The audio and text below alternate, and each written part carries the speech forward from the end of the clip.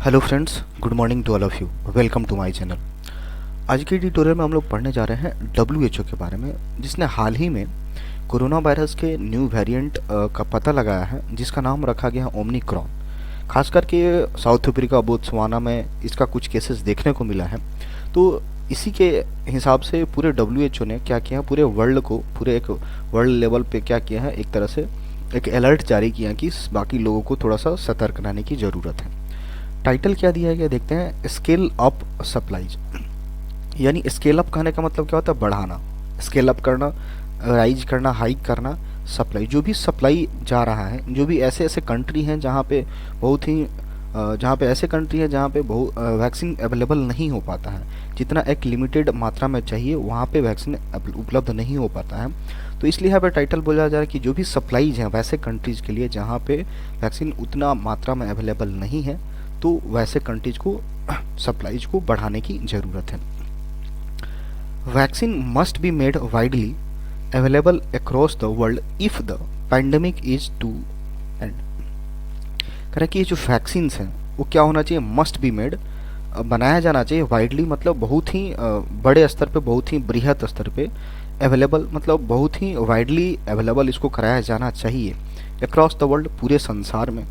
If the pandemic is to end, यदि हम चाहते हैं कि पैंडमिक ख़त्म हो जाए, यदि पैंडमिक ख़त्म होने वाला है, इसके लिए क्या करना पड़ेगा, वैक्सीन को पूरा विश्व स्तर पे, पूरे वाइडली, बहुत बृहत स्तर पे इसको पूरे संसार में इसको अवेलेबल कराना चाहिए। आगे मूव करते हैं। कह रहा कि a new Greek tragedy has risen with the World Health Organization WHO designating Omicron a SARS-CoV-2 variant as a variant of concern. यहाँ पर बोला जा रहा है कि a new Greek tragedy. Greek कहने का मतलब क्या होता है कि एक ऐसा चीज़ जो बहुत ही समझने में जटिल हो, कोई चीज़ जल्दी समझ में ना आए। जैसे बहुत सारा चीज़ हम लोग टर्म पढ़ते हैं, ग्रीक लेटर से लिया गया रहता, ग्रीक वर्ड से लिया गया रहता, तो ऑब्वियसली वो काफ़ी डिफ़िकल्ट होता है। तो यहाँ पे ग्रीक का मतलब होता है कि कोई भी चीज़ जो बहुत समझने में बहुत मुश्किल हो, difficult to understand anything.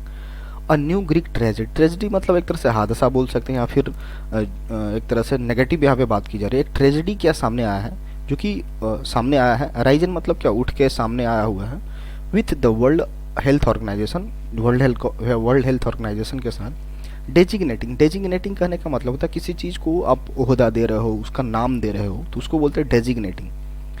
Omicron, और इसका नाम क्या रखा गया है, ओमिक्रॉन। और SARS-CoV-2 वेरिएंट, ये SARS-CoV-2 का क्या है, वेरिएंट है। वेरिएंट कहने का मतलब क्या होता है, परिवर्तित रूप है। अब इसके बारे में दिया गया है, ओमिक्रॉन के बारे में, as a variant of concern. इसको किस लिस्ट में रखा गया, वेरिएंट ऑफ कंसर्न। एक होता है वेरिएंट ऑफ इंटरेस्ट और एक होता है variant of concern. Variant of concern कहने का मतलब काफ़ी सीवियर एक तरह से बोल सकते हैं, काफ़ी उसे डरने की ज़रूरत है। वेरिएंट ऑफ इंटरेस्ट होता है, उसमें उतना सीवियरिटी नहीं होती है। तो अभी इसको जो ओमिक्रॉन है, इसको क्या दिया गया है, किस केस में रखा गया, VOC में रखा गया है, वेरिएंट ऑफ कंसर्न में। तो WHO के साथ एक बहुत ही एक नहीं समझने वाली एक हादसा, एक तरह से ट्रेजेडी सामने आई है, जिसका नाम WHO ने क्या रखा है, ओमिक्रॉन रखा है, जो कि SARS-CoV का ही एक वेरिएंट रूप है, और इसको वेरिएंट ऑफ कंसर्न में रखा गया है। वाइल, जबकि it took WHO several weeks to designate older VOC such as alpha, beta, delta as a VOC when they emerge. अब यहाँ पे बोला जबकि it took WHO several week, मतलब WHO को काफ़ी हफ्ते लग गए थे, सेवरल वीक्स बहुत सारा हफ्ता लग गया था, टू डेजिग्नेट पता लगाने में, उसका नाम देने में, ओल्डर। जैसे ऐसा नहीं है कि अभी हमारे पास कोरोना वायरस का वेरिएंट ए ओमिक्रॉन पहली बार आया हुआ है, इसके पहले भी क्या आ चुका है, जैसे क्या alpha beta gamma, alpha beta और डेल्टा ये पहले आ चुके थे, जो कि ओल्डर लगाया हुआ है। तो उस समय की बात है जब ये कोरोना वायरस का नया वेरिएंट अल्फ़ा बीटा डेल्टा आ रहा था, तो उस समय WHO को क्या लगा था, बहुत सप्ताह लगा था इसको डेजिग्नेट करने में, इसका नाम बताने में। व्हेन दे इमर्ज, जब ये सामने आ रहे थे तो इनका नाम बताने में काफ़ी टाइम लगा था, काफ़ी हफ्ता लगा था WHO को इसको डायग्नोज करने में। इन केस ऑफ ओमिक्रॉन, अब तो ये तो पहले वाले की बात करते, इन केस ऑफ ओमिक्रॉन, ये जो अभी नया आया है ओमिक्रॉन, इसके केस में क्या है, विच वॉज फर्स्ट कन्फर्म, जो कि पहली बार कहाँ कन्फर्म किया गया था, इन बोत्सवाना, जो कि इसको पहली बार बोत्सवाना में कन्फर्म किया गया था। It moved without even waiting for reports on the variants increased likelihood to cause disease and whether it is denting the normal health public health response कर रहा है। तो ये तो हम यहाँ पे देख लिया कि जो पुराना वेरिएंट था अल्फा बीटा डेल्टा, उसमें WHO को बहुत सारा टाइम लगा था, बहुत सारा सप्ताह लगा था उसको नामकरण करने में, उसको डेजिग्नेट करने में। लेकिन अगर ओमिक्रॉन की बात की जाए, जो कि पहली बार कहाँ पे हुआ है, कन्फर्म देखा गया है बोत्सवाना कंट्री में, तो इसने इट किसके लिए है, WHO के लिए है। इट मूव्ड विदाउट, मतलब एक कदम उठाया, विदाउट इवन वेटिंग, बिना इंतजार किए, बिना वेट किए, फॉर रिपोर्ट्स, रिपोर्ट का बिना इंतजार किए, on the variant increase likelihood to cause. अब ये जो वेरिएंट है इसका क्या संभावना है, लाइकलीहुड क्या संभावना है कि ये कितना ज़्यादा तक बढ़ सकता है, टू कॉज डिजीज, इसके वजह से कितना बीमारी फैल सकता है, इन सारी चीज़ों का रिपोर्ट का बिना वेट किए, and whether it is denting normal public health response. Denting मतलब क्या, एक तरह से नुकसान पहुंचाना, क्या यह नॉर्मल पब्लिक हेल्थ रिस्पॉन्स को क्या नुकसान पहुंचाएगा। तो इन सारी बातों को बिना ध्यान में रखे हुए, बिना इंतजार किए, WHO ने क्या कर दिया, ओमिक्रॉन को एक नया वेरिएंट का नाम दे दिया। हाँ, ओमिक्रॉन हैज़ नाउ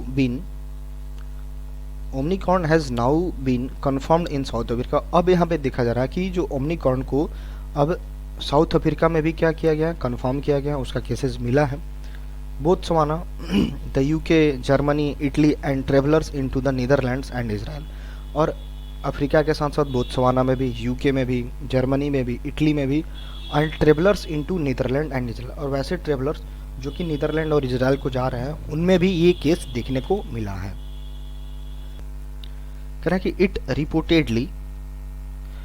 रिपोर्टेडली मतलब यह कथित रूप से हैज़ ओवर 50 म्यूटेशंस। इट किसके लिए आया है, यही ओमिक्रॉन के लिए आया है। इसका कथित रूप से एक तरह से देखा जाए तो कितना है, 50 म्यूटेशन से, 50 परिवर्तित रूप हैं।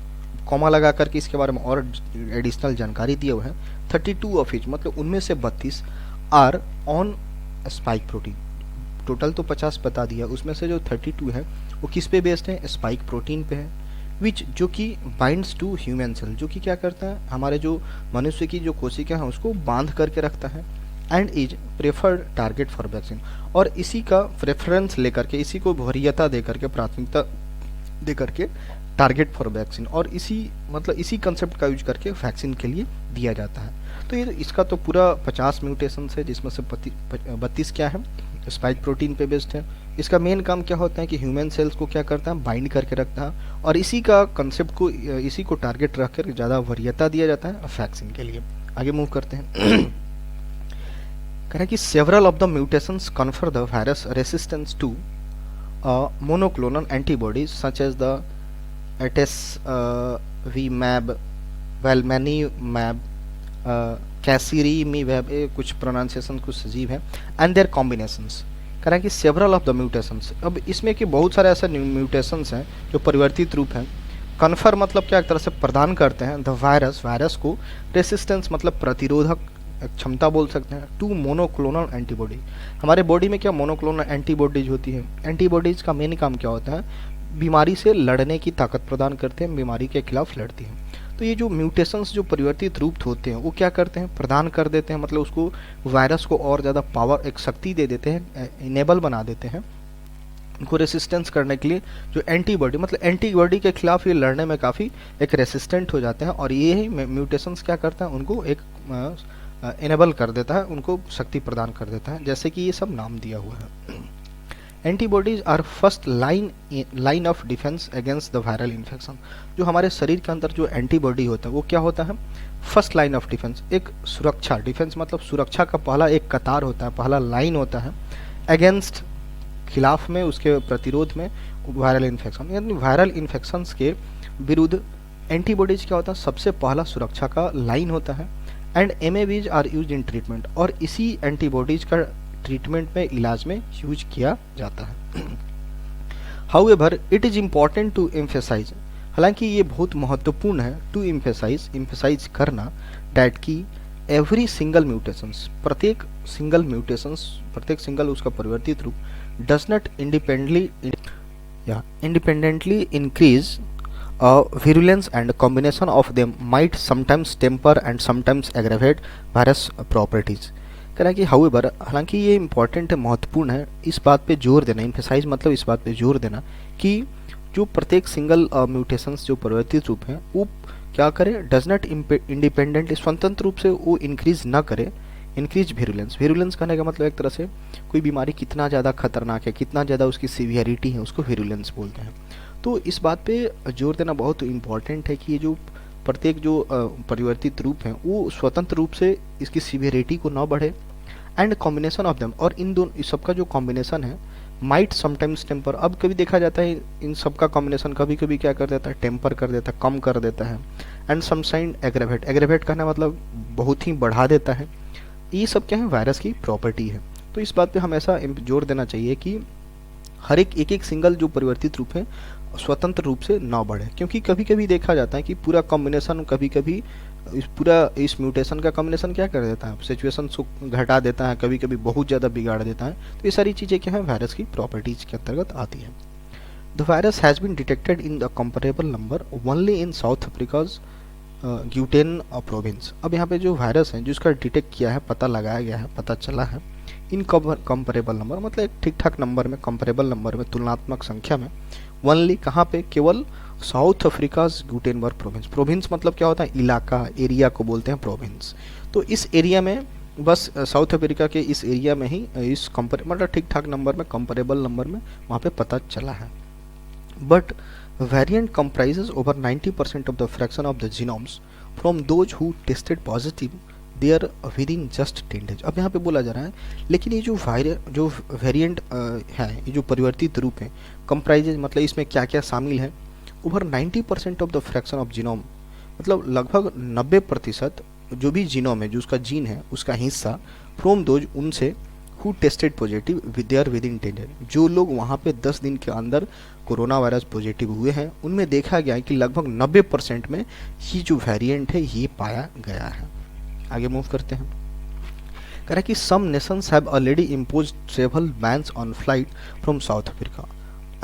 कुछ ऐसे देश हैं, कुछ ऐसे राष्ट्र हैं जो कि पहले से ही इम्पोज कर दिए, मतलब इम्पोज करना मतलब किसी चीज़ पे ज़बरदस्ती कोई लागू करना, कोई नियम कानून को लगाना, इम्पोज कर दिए हैं।